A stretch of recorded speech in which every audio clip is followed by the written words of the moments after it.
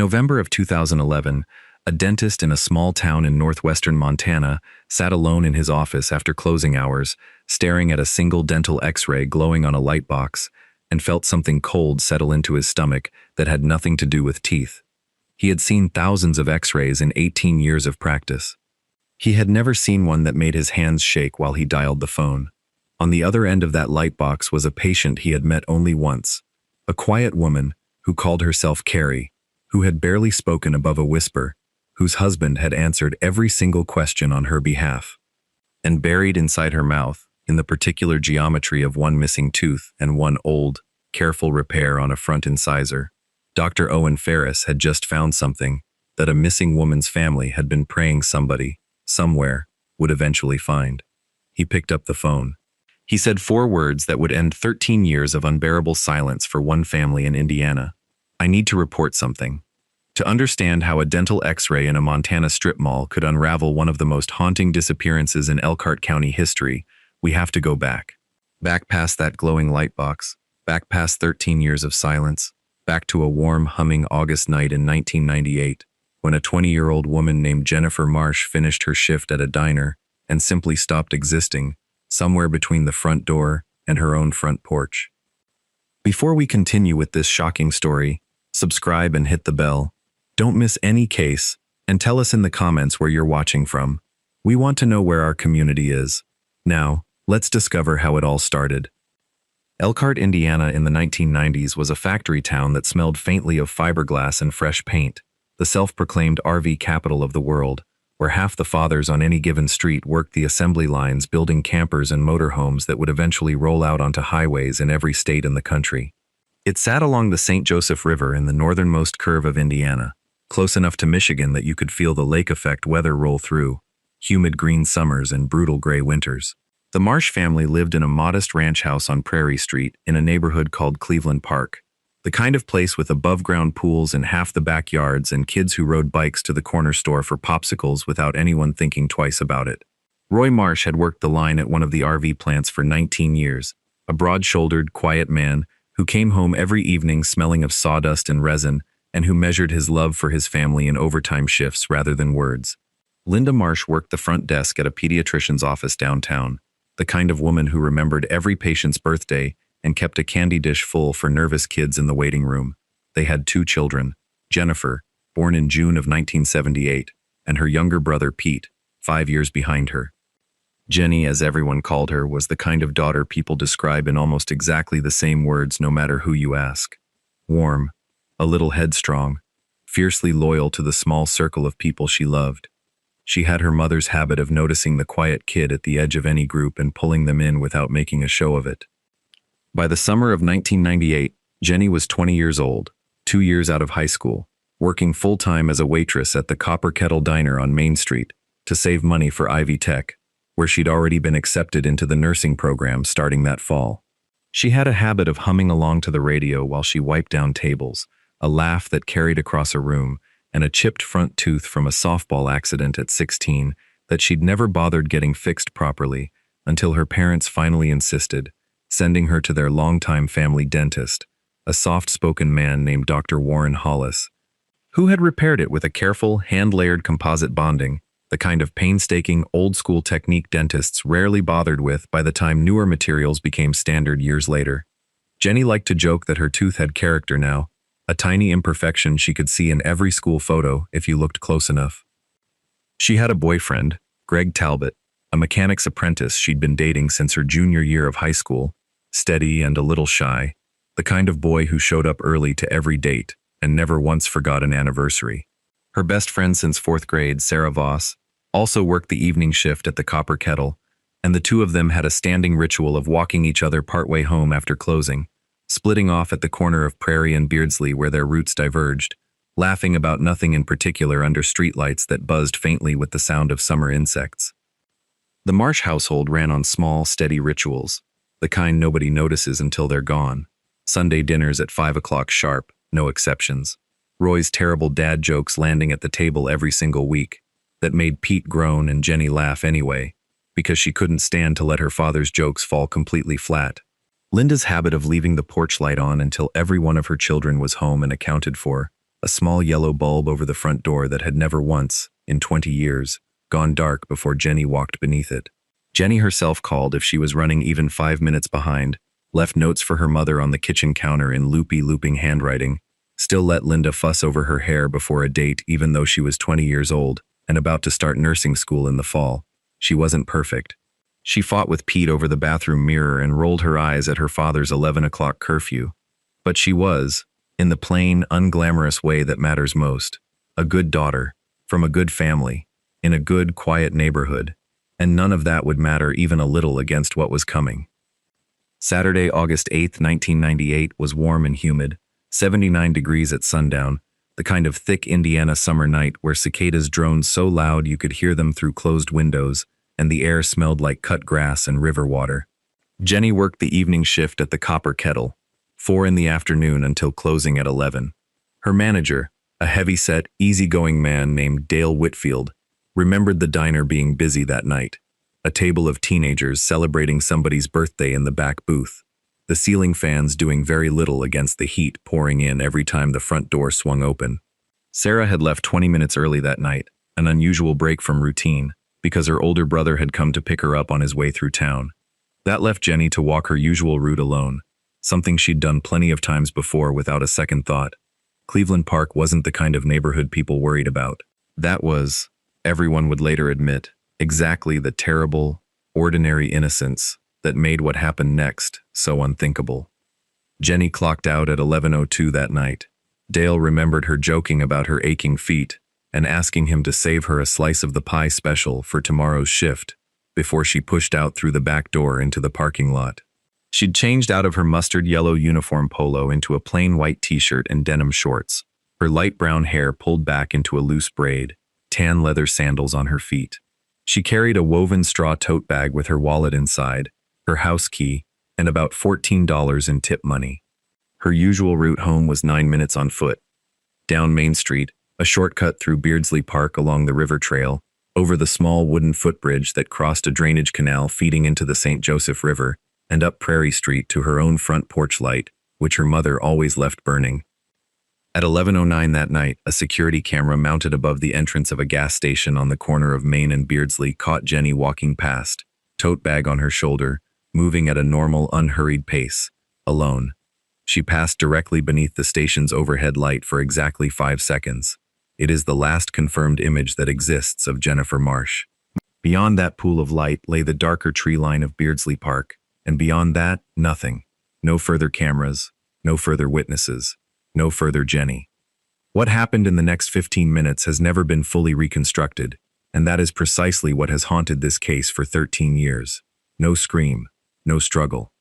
No dropped wallet spilled across the pavement, because in 1998, a 20-year-old walking 9 minutes home didn't necessarily carry a cell phone, just a young woman walking into a pool of streetlight, and a young woman who never walked out the other side.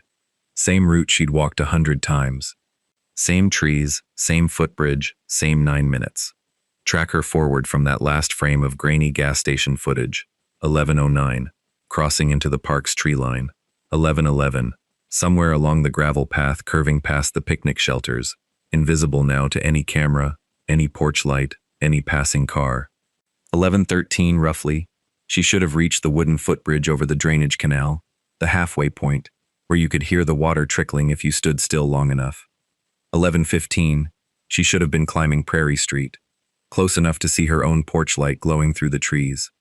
11:18, she should have been home. She wasn't. Somewhere inside that stretch of ordinary, familiar darkness, Jennifer Marsh evaporated, and the world simply closed back up behind her, as if she had never walked through it at all.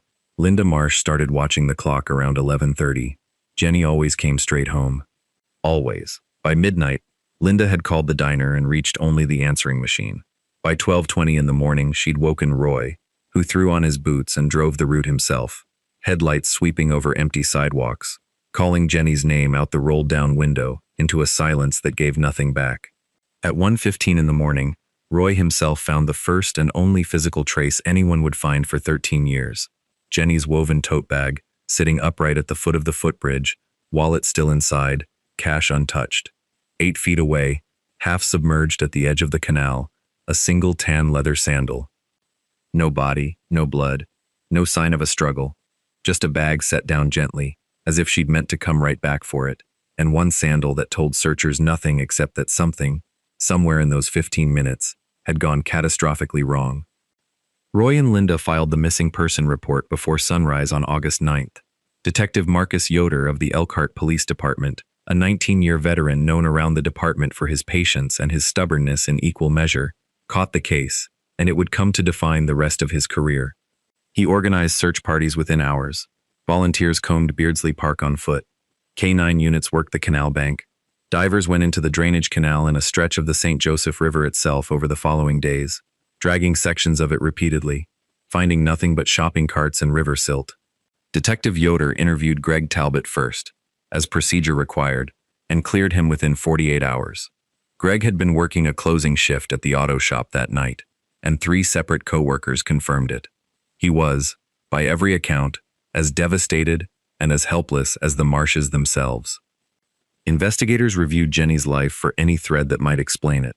No enemies, no debts, no secret relationship, no drug involvement, nothing in her diary but ordinary hopes about nursing school and Greg, and whether she'd make a good pediatric nurse someday. Interviews with diner regulars turned up nothing but a vague, unconfirmed memory from one customer of a pickup truck idling near the park entrance earlier that same evening, a detail that led nowhere and haunted Yoder for years precisely because it led nowhere. Elkhart had never seen a disappearance like it. A responsible, well-liked young woman on a well-lit, familiar route, gone in the space of a single, unwitnessed walk home. If you've ever watched someone you love slip into a silence that never gets answered, you already understand what came next for the Marsh family, because what came next wasn't an ending. It was the beginning of 13 years in limbo. The weeks became months, and the months became the kind of grinding, formless time that has no shape except waiting. Linda stopped sleeping through the night. She would wake at 11:18, the approximate minute she now believed something had happened to her daughter, and lie in the dark, unable to close her eyes again. Roy, a man who had never missed a shift at the plant in 19 years, started taking unpaid days off, driving the same 9-minute route over and over, as if repetition alone might rearrange the evidence into an answer. Pete, only 15, watched his parents disappear into their grief, almost as completely as his sister had disappeared into the dark, and he grew up fast and quiet, in a house that had, in every way that mattered, been split in two by a single ordinary summer night. Jenny's bedroom stayed exactly as she'd left it. Linda dusted it every single week for years, the bed made with the same quilt. A stack of nursing school orientation paperwork still sitting on the desk, never opened. Greg's photo from junior prom still tucked into the mirror frame. It became, without anyone deciding it should, a kind of shrine, a physical argument against the possibility that Jenny wasn't coming back. The flyers went up within the first week. Jenny's senior photo, smiling, that small, careful repair on her front tooth barely visible unless you knew to look for it. Light brown hair loose around her shoulders. Have you seen this woman? They went on telephone poles, gas station windows, the bulletin board at the grocery store. For the first year, someone replaced the faded ones every few weeks. By year 3, the replacements came less often. By year 5, most of them had been quietly painted over or torn down by weather, and nobody in Cleveland Park needed a flyer to remember Jenny Marsh's face anyway. It was carved into the neighborhood's memory, in a way paper never could be. Watch the search dogs get called off after the first month. Watch the volunteers who searched the canal bank every weekend dwindle from dozens to a handful to just Roy, alone, walking the trail on Saturday mornings out of something that had stopped being hope and become simple endurance. Watch Detective Yoder's active caseload fill with newer, more solvable tragedies, while Jenny's file grew thicker, with dead ends and got moved, inch by inch, further back in the drawer. Watched one anniversary become 5, and 5 become 10. Each August 8th, a fresh wound, layered directly over the old one, never quite scarring over. For anyone who has lived inside that particular kind of limbo, the space between desperate hope and crushing grief, you know it isn't a single feeling. It's a whole climate you learn to live inside. Ambiguous loss, psychologists call it. Grief without a body, mourning without an ending. You cannot bury what you cannot find, and so you carry it instead. Every single day, the crushing weight of a question mark where a daughter used to be. Linda found her way into that weight by joining a support group for families of missing persons that met on Wednesday nights in the fellowship hall of a Lutheran church downtown. There she met a woman named Roberta Fenn, whose own daughter had vanished from a truck stop 4 years before Jenny disappeared. Roberta had already learned the terrible bureaucracy of a stalled investigation, which forms to file, which detectives to call, how to keep a case alive in the eyes of a department stretched thin across 100 other files. Together, over the years, Linda and Roberta helped push their state's approach toward missing person cases, encouraging families to submit dental records and DNA samples proactively to national databases rather than waiting for investigators to request them, a lesson born entirely out of their own frustrating experience. Linda Marsh, a pediatrician's receptionist who had never given a public speech in her life, became, without ever wanting the job, one of the most persistent advocates for missing adults in Elkhart County. It didn't bring Jenny home, but it gave a shattered woman somewhere to put 13 years of unbearable love that had nowhere left to go. Roy found his own outlet more quietly.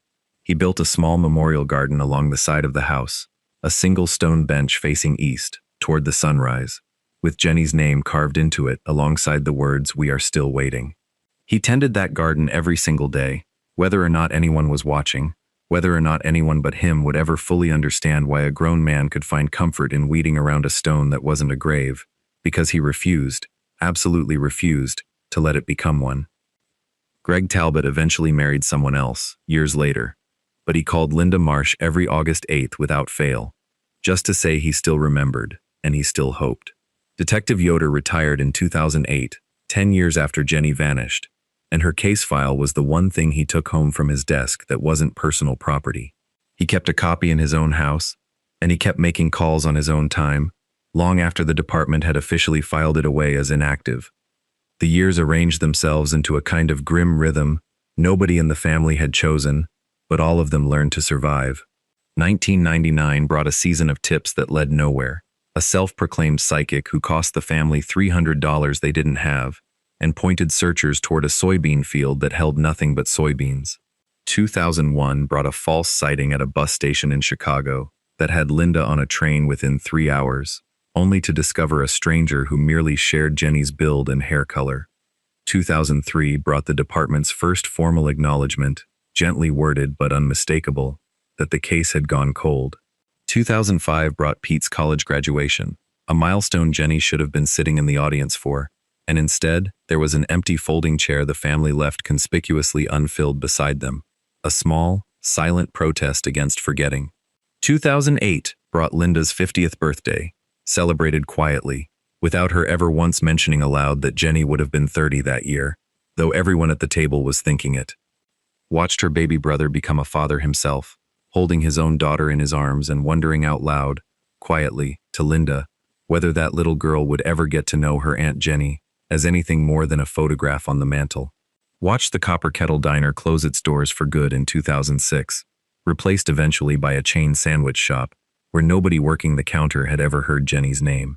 Watched Beardsley Park get renovated by the city in 2007, the old wooden footbridge torn out and replaced with a wider, sturdier concrete one, so that the exact railing Jenny might have touched on her last known walk no longer existed anywhere, except in old crime scene photographs kept in an evidence box.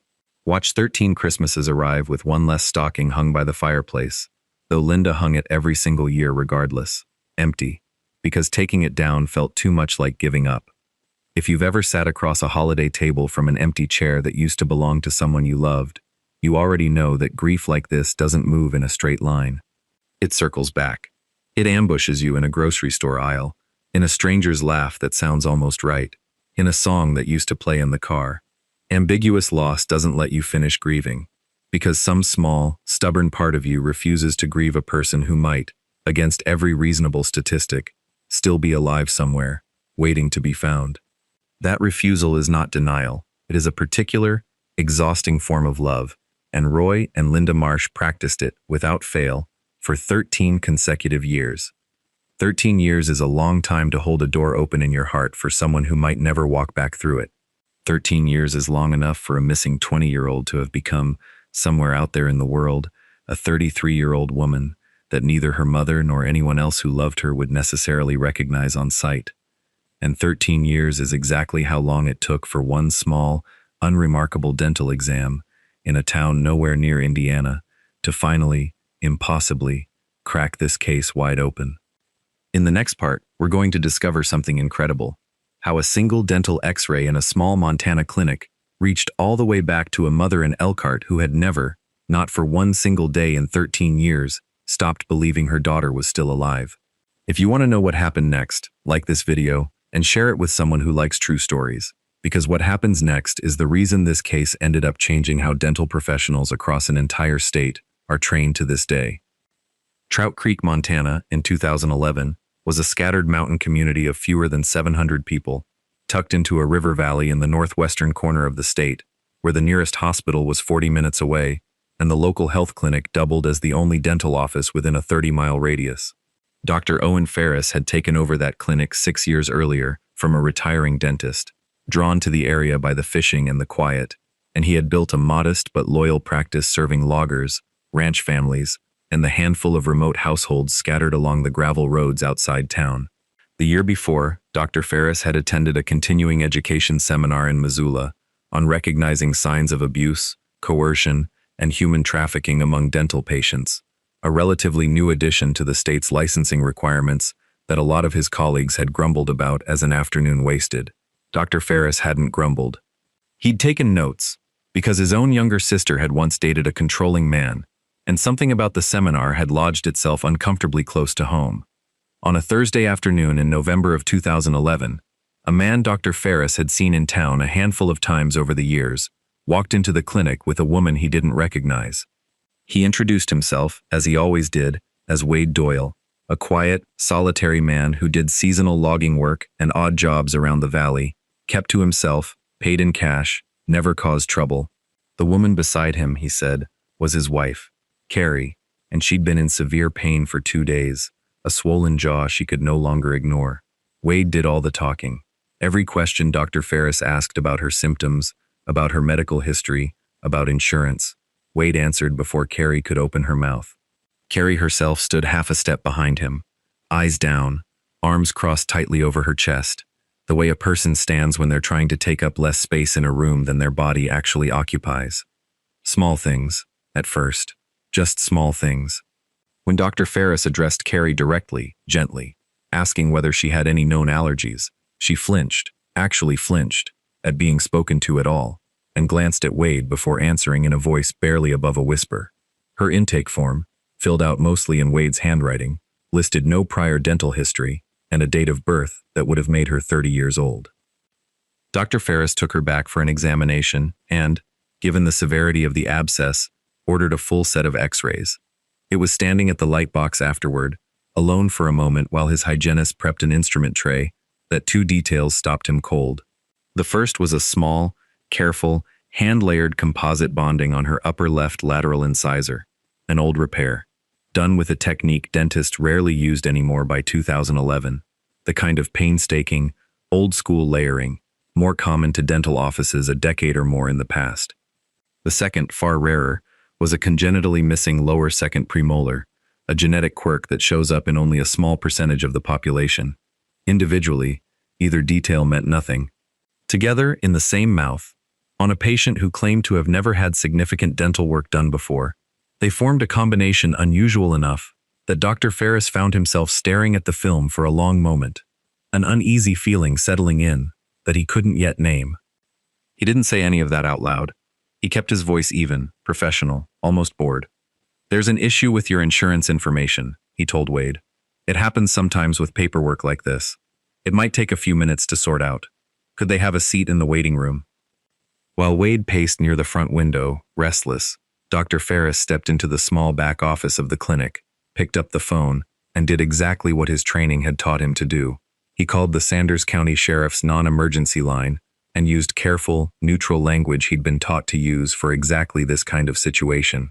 "I have a patient here I'm concerned about." He kept his tone flat, ordinary, the kind of call a dispatcher might mistake for routine if anyone happened to be listening. Then he went back out to the waiting room and told Wade and Carrie the insurance system needed another 15 minutes, and could they wait just a little longer. A single deputy arrived not long after, in an unmarked personal vehicle rather than a cruiser, dressed casually, and struck up an unrelated friendly conversation with Wade near the entrance about road conditions on a logging route 2 miles out, a pretext Dr. Ferris had suggested in his call. It gave the deputy, a young officer named Cody Rourke, just enough of a window to step quietly into the exam hallway and ask Carrie, in private, whether everything was all right. Simple, direct. Are you safe? Do you need anything? Carrie said she was fine. She said it fast, automatic, the way you'd expect from 13 years of practice at saying exactly that. But Deputy Rourke noticed something while she spoke. A small, faded scar just above her left eyebrow, shaped almost like a check mark, the kind of old scar a person gets falling off a bicycle as a child. It meant nothing to him in that moment. He simply filed it away, the way good instincts sometimes do before the conscious mind catches up, and he let the conversation end there, rather than push a frightened woman past her limit in front of the man controlling her. What Deputy Rourke didn't know, and what nobody in that clinic could have known, was that 13 years earlier and nearly 1,500 miles east, Detective Marcus Yoder had once noted, in a file gathering dust in Elkhart, that Jennifer Marsh had a small childhood scar above her left eyebrow from a bicycle accident at age 9. Fragments. Just fragments. Scattered across more than a decade and half a continent, waiting for someone patient enough to notice they belonged to the same picture. Dr. Ferris would think about that afternoon for years afterward, replaying it, wondering how many times over the previous 13 years, some other dentist, some other hygienist, some other stranger behind some other exam chair, had almost noticed and let it go, too busy, too rushed, too unwilling to make an awkward situation more awkward, by asking one more question. That, he would come to believe, was the real lesson buried inside his training. Not that he had done something extraordinary, that paying attention, ordinary, patient, unglamorous attention, was the extraordinary thing all along, and most of the time, nobody bothers. Dr. Ferris never did complete that procedure that day. Wade, sensing something in the air he couldn't quite name, grew impatient, said they'd come back another time, paid the small deposit fee in cash, and left with Carrie before the 15 minutes were even up. But Dr. Ferris had already written down the license plate of the truck they'd arrived in. Deputy Rourke had already logged his own quiet unease in his notes that evening, the kind of thing a young officer learns to trust even when he can't yet explain it. And that night, alone in his office after the clinic had emptied out, Dr. Ferris sat down at his computer and did something he had never once done in 18 years of practice. He pulled up the National Crime Information Center's dental and forensic identification records, a database dental professionals can access to compare unusual dental findings against unidentified and missing persons cases, and began searching for any file matching an unusual pairing, a congenitally missing lower second premolar, alongside an old, hand-layered composite repair on an upper left lateral incisor. He didn't expect to find anything. It felt, he would later admit, like searching for a single specific snowflake in a blizzard. It took him nearly 2 hours, and then, close to midnight, a single record surfaced on his screen. A missing persons dental file submitted years earlier out of Elkhart County, Indiana, for a woman named Jennifer Lynn Marsh, last seen August 8, 1998. Distinguishing dental features: congenitally missing lower left second premolar, hand-bonded composite repair on the upper left lateral incisor performed in 1995. Distinguishing physical marks noted separately in the case file: a small scar above the left eyebrow, childhood bicycle accident. Dr. Ferris sat completely still for a long moment. Then he picked up the phone and called the sheriff's department himself, this time not to report vague concern, but to say, as steadily as he could manage, that he believed he had just found a woman who had been missing for 13 years. What followed was careful, deliberate, and slow, because everyone involved understood that whoever this woman really was, she had spent 13 years being controlled, isolated, and psychologically shaped by the man standing next to her, and a wrong move could put her in danger, or shatter whatever fragile trust anyone might build with her. Sanders County investigators began quiet surveillance of Wade Doyle's rented property outside Trout Creek, a small, isolated cabin at the end of an unmarked gravel road. No close neighbors, no landline, spotty cell service, the kind of deliberate isolation that had let Doyle control nearly every piece of information Carrie received about the outside world for over a decade. Investigators built a case methodically over the following 2 weeks. Doyle's own paper trail told a devastating story once agents began pulling it apart. Rental records under his name alone across 3 different states since 1999. Utility bills, a pattern of moving roughly every 3 to 4 years, always to somewhere more remote, always somewhere with fewer questions. Neighbors in each town, when tracked down in the following weeks, offered almost identical descriptions. A polite, unremarkable man, a wife who rarely left the house without him, who never lingered to chat at the mailbox, never joined a church potluck, was never once, in 13 years, left alone long enough for anyone to ask her a question he couldn't answer for her first. It was isolation built patiently, town by town, year by year, a cage with no bars anyone could see. Behind the scenes, investigators quietly pulled medical and dental records across the states Doyle had lived in, and a disturbing pattern emerged.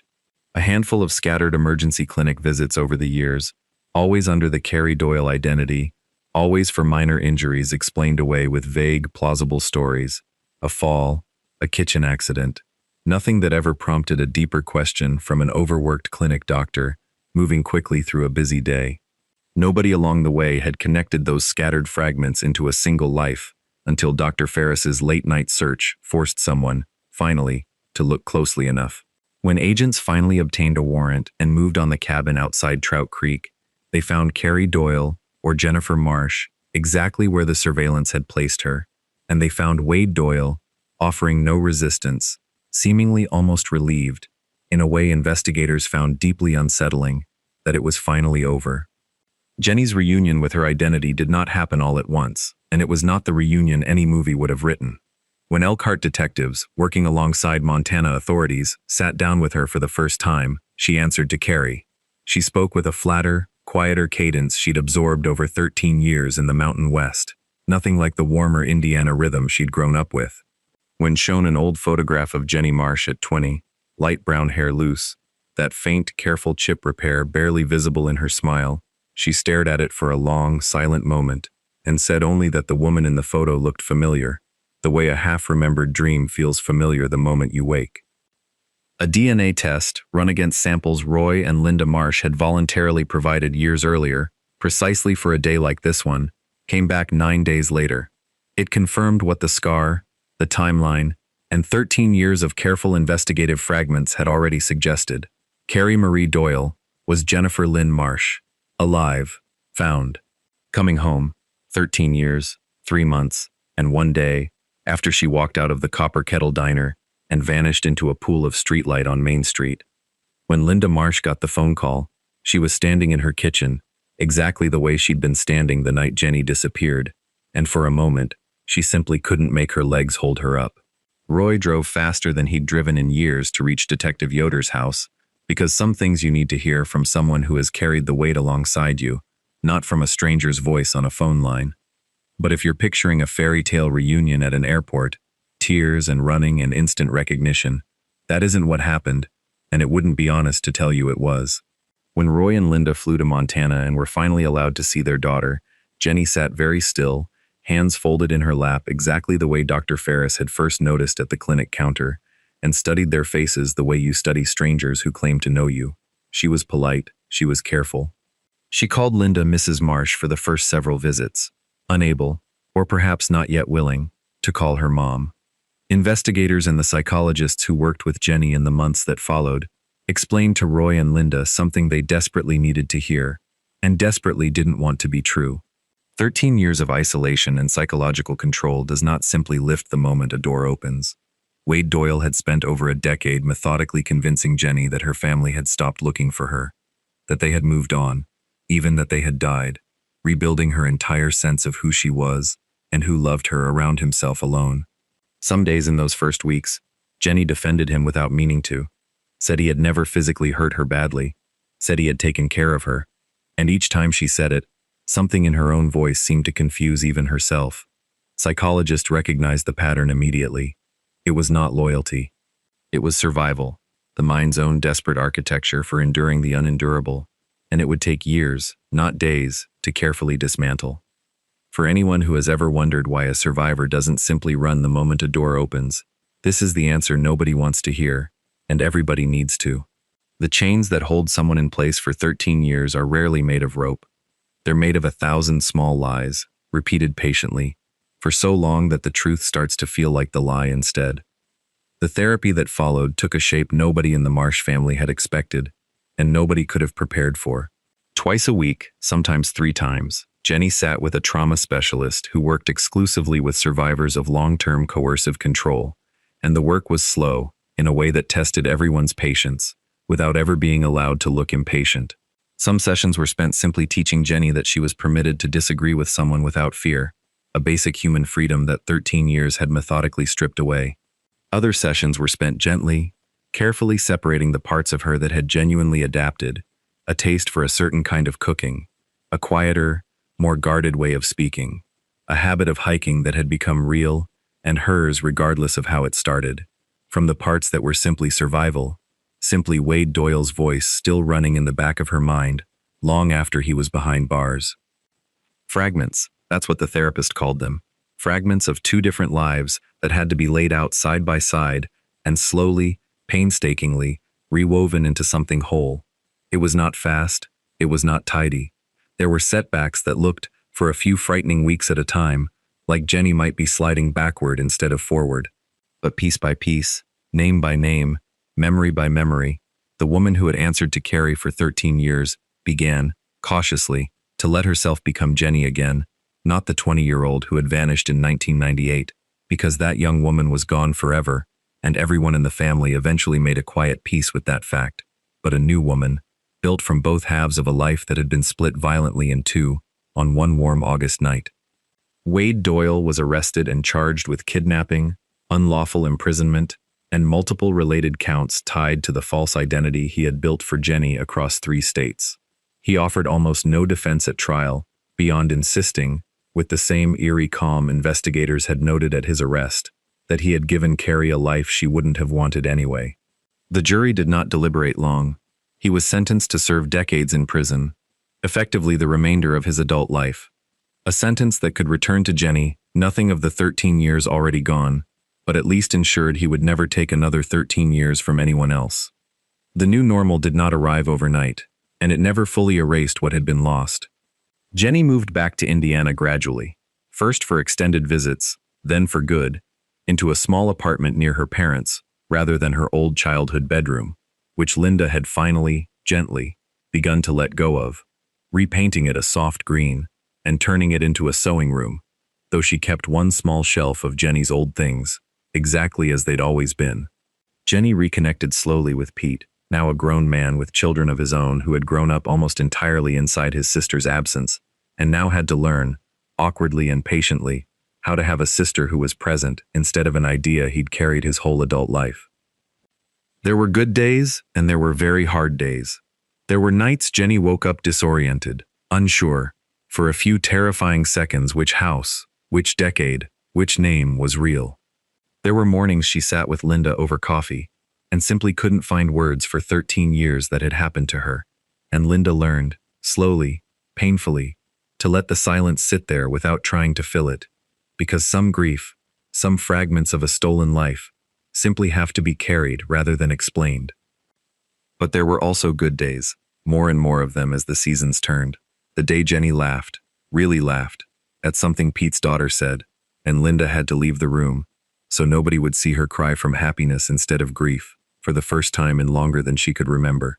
The day Jenny asked, quietly, if she could visit the new concrete footbridge in Beardsley Park, and stood there a long time in silence, and then said only that she was glad to finally know how her own story ended, even if it hadn't ended the way anyone would have chosen. The day, 2 years after her rescue, when Jennifer Marsh sat down with a caseworker from the Indiana Attorney General's office and asked how she could help train dental professionals to recognize the same small signs Dr. Owen Ferris had recognized in her. Dr. Ferris himself, back in Trout Creek, never thought of what he'd done as heroic. He still says, when anyone asks, that he just followed his training, that any dentist who'd sat through that same seminar would have done exactly the same thing. But Jenny doesn't let him get away with quite that much modesty. The two of them have spoken more than once since 2011, and Jenny has said, in more than one interview since, that an ordinary man behind an ordinary dental chair, paying attention to small, easy-to-miss details, gave her back a life that 13 years of official searching hadn't been able to find. This story leaves us with some hard truths and, ultimately, a hopeful one. It teaches us that evil rarely announces itself. Wade Doyle wasn't a stranger lurking in an alley. He was a quiet neighbor, a man who paid his bills on time and kept to himself, the kind of person entire communities describe afterward as somebody you'd never suspect. It teaches us that survival looks different than we expect it to, that a rescued woman defending her captor isn't confused or ungrateful. She's carrying 13 years of carefully built psychological chains that don't simply fall away the moment a door opens. It teaches us that ambiguous loss, that open wound of not knowing, is one of the cruelest forms of grief a family can endure, and that the families who live inside it for years, even decades, without answers, deserve far more support than they usually receive. And it teaches us that ordinary vigilance, one dentist paying close attention on an unremarkable Thursday afternoon, can accomplish what 13 years of investigation alone could not. Share this video, not for morbidity, but to create awareness about the thousands of missing persons cases still open across this country right now, today, this very minute. Share it for every mother still leaving a porch light on. Share it for every family living inside that same terrible limbo between hope and grief, still setting a place at the table, still refusing to give up, still waiting for their own flesh and blood to walk back through the door. Because sometimes, against every statistic, against 13 years of silence, miracles really do happen, and sometimes they begin with something as small as a dentist behind a light box, refusing to look away. Jennifer Marsh is in her late 40s now. She still keeps that small scar above her left eyebrow, the same one that helped bring her home, and she still smiles with that faint, careful chip repair on her front tooth, the one her family dentist gave her back in 1995, the one that turned out, 13 years and 1,500 miles later, to be the single detail that told the whole world exactly who she was. She lives 15 minutes from her parents. She calls her mother every single day, and every August 8th, the anniversary of the night she disappeared, the Marsh family gathers at that stone bench Roy built with his own hands, the one that still reads, "We are still waiting," and they sit together in the same warm evening light that once swallowed a 20-year-old woman whole, and they remember, together, flesh and blood, unbroken, that some open wounds do, eventually, find their way toward healing. If you know someone who is searching for a missing family member, share this story with them, so they know they are not alone, so they know hope is not naive, it is endurance. So they know that somewhere out there, an ordinary person paying just a little more attention might be the reason their own impossible story ends the same way this one did. Subscribe for more true stories that matter, turn on notifications so you never miss a case, and tell us in the comments, would you have noticed what Dr. Owen Ferris noticed? Until next time.